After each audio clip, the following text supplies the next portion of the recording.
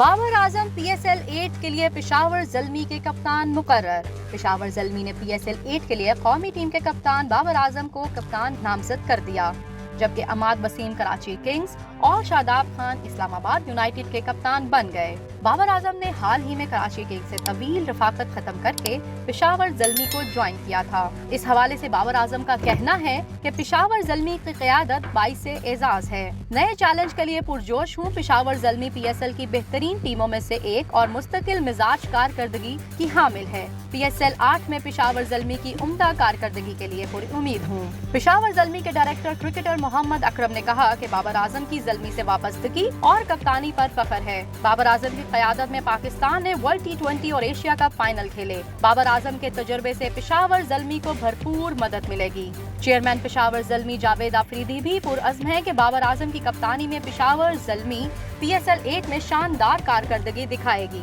انہوں نے کہا کہ بابر اعظم کی ورلڈ کلاس بیٹنگ اور کپتانی کے تجربے سے پشاور زلمی کو بھرپور مدد ملے گی۔ قومی ٹیم سے آؤٹ ہونے والے عماد وسیم اس سے قبل بھی کراچی کنگز کی قیادت کر چکے ہیں۔ زیر اثنا لاہور قلندر نے حارث رؤف اور کراچی کنگز نے محمد عامر کو ایونٹ کے لیے برانڈ ایمبیسیڈر بنایا ہے، جبکہ سرفراز احمد کوئٹہ، شاہنواز دھانی ملتان اور آصف علی اسلام آباد کے ایمبیسیڈر ہوں گے۔